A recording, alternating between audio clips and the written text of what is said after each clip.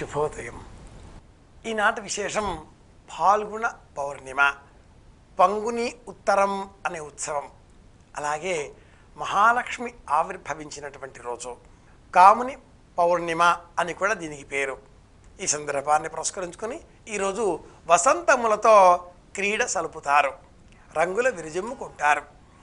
ఆనందంగా సంతోషంతో రంగులు విరజిమ్ముకునే ఉత్సవాన్ని రంగుల పండుగ అని కూడా మనం చెప్పుకుంటూ ఉంటాం. స్ప్లాష్ అంటారు ఆంగ్లంలో ఈ పండుగనే. చూస్తే హోళిక, ధుండి అనే రాక్షస నామాలతో ఉండేటటువంటి కథలు పురాణాలలో ఉన్నాయి. ఇవన్నీ మనం చెప్పుకున్నాం. మళ్ళీ ఒక విధంగా కూడా గమనిస్తే ఉత్తర భారతదేశంలో పౌర్ణిమ వెళ్ళిన తర్వాత వచ్చేటటువంటి పాడ్యమితో మాసం ప్రారంభమవుతుంది. దీనికి గురువు కారణంగా చెప్పుకుంటున్నాం. అలాగే దక్షిణ భారతదేశంలో అమావాస్య వెళ్ళిన తర్వాత వచ్చేటటువంటి పాడ్యమితో మనం మాసం ప్రారంభం చేస్తూ ఉంటాం. చాంద్రమానం అని మనం దీన్ని గణన చేస్తున్నాం. బార్హస్పత్యమానంగా పౌర్ణిమ వెళ్ళిన తర్వాత వచ్చేటటువంటి పాడ్యమితో మాసం ప్రారంభం కావాలి అనుకుంటే ఈ సంవత్సరానికి ఈరోజు చివరి రోజు. రేపు కొత్త సంవత్సరం ప్రారంభం అవుతుంది. వసంత ఋతువు రేపే ప్రారంభం. ఉత్తర భారతదేశంలో కొంత జ్యోతిష సంబంధితమైన గణన చేసేటటువంటి వారికి. అలాగే గమనిస్తే వసంత ఋతువు ఉగాదిన మనం ప్రారంభం చేస్తున్నాం. ఆ రోజే నిజంగా మామిడి చిగురు వస్తుందా? ఆ రోజే మొదటగా కోకిలలు కూస్తాయా? ఇప్పుడు ప్రారంభమైపోతాయండోయ్. కనుక వసంతాగమన సంరంభ వేళ ఈరోజే అని చెప్పాలి. వసంతుడు మన్మథుడు. మన్మథుడును దహనం చేసినటువంటి రోజు కామదహనం. నిన్న సాయంత్రం దహనం చేశాం. ఈరోజు వసంతములు విరజిమ్ముకుంటున్నాం.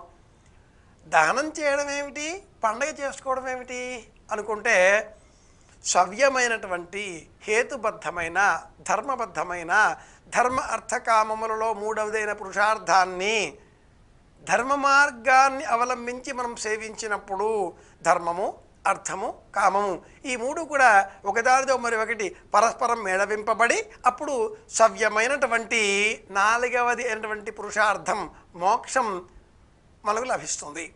అంటే ధర్మము, అర్థము, కామము అనే మూడింటిని కూడా సశాస్త్రీయంగా మనం పాటించాలి.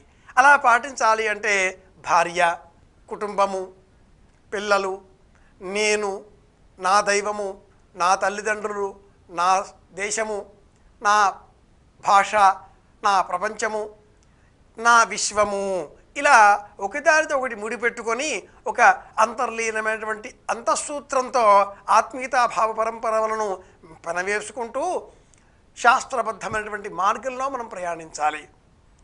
అలా ప్రయాణించినప్పుడే అంటే ధర్మ అర్థకామములను మూడింటిని సక్రమంగా సేవించినప్పుడే, పాటించినప్పుడే నాలుగవది అయినటువంటి మోక్షము మనకు లభిస్తుంది. మోక్షం వేటి నుంచి? దుఃఖాల నుంచి, బాధల నుంచి, నరకాదుల నుంచి అని చెప్పుకుంటే ముచల్ మోక్షనే. అంటే మనం న్యాయంగా ఉన్నాం, ఆనందంగా ఉన్నట్టేగా. ఆనందంగా ఉన్నాం, స్వర్గంలో ఉన్నట్టేగా. ఈ స్వర్గ భావనలు ఇదిగో ఈ రోజున మనం ఇలా వసంతములు విరజిమ్ముకున్నప్పుడు మనలో అంకురిస్తాయి. పురాణ కథనాలలో చూసినట్లయితే కామ పునరుజ్జీవనం అని చెప్పాలి. మన్మథుడు కామాధిష్ఠాత. కాలం ఫాల్గుణ మాసం. ఇది ఉత్తరే ఫల్గుణీత. ఉత్తరా నక్షత్రంలో ఈ పౌర్ణిమ ఉన్న కారణం చేత దీనికి ఫాల్గుణ మాసం అని మనం చెప్పుకుంటున్నాం. ఈ ఉత్తరాదులలో మఘ, పుబ్బ, ఉత్తర ఈ నక్షత్రాదులలో జన్మించినటువంటి వాళ్ళు మహా సౌందర్యవంతులు. అభిమన్యుడు, అర్జునుడు ఇలాంటి వీరులు జన్మించారు ఈ నక్షత్రాలలో అనుకుంటే సౌందర్యం ఈ కాలంలో అన్ని చోట్ల వికసిస్తుంది. పుష్పాలు సువాసనలు విలుస్తాయి. వాతావరణం అంతా కూడా ఆహ్లాదకరంగా ఉంటుంది. ఎండలు ఇప్పుడిప్పుడే ప్రారంభమవుతాయి. చలి వెనకదారి పడుతుంది. ఈ సంధి వేళన పంటలు ఇంటికి వస్తాయి. అలాగే కోతలలో అంటే పంట ఉండేటటువంటి క్షేత్రాలలో రైతులు కాపలా కాస్తూ హో హో అనేటటువంటి ఆనందోత్సాహాలతో కేకలు వేస్తూ సంతోషంగా ఉంటారు.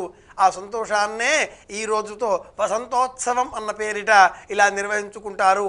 ఇది హేలా పౌర్ణిమ, హోలా పూర్ణిమ, హోళిక, హేళిక, వసంతోత్సవం, హేలా ఇలా అనేక నామాలతో సంప్రదాయం గుర్తించింది.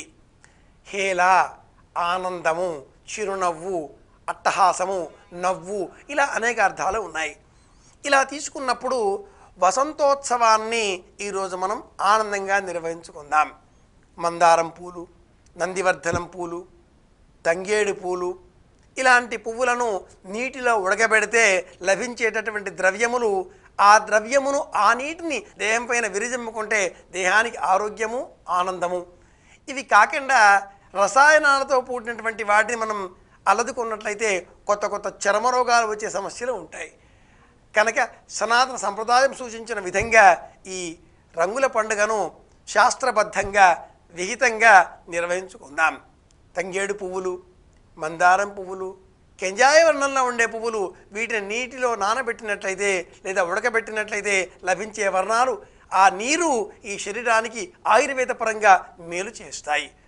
కనుక అటువంటి పువ్వులతో, అటువంటి వర్ణములతో, అటువంటి నీటిని విరజిమ్ముకుంటూ సంతోషంతో మన పండుగలను నిర్వహించుకుందాం.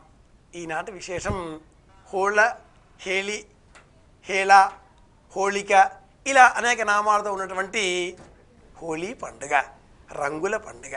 అందరికీ ఆనందం కలగాలి అని కోరుకుంటూ శుభమస్తు.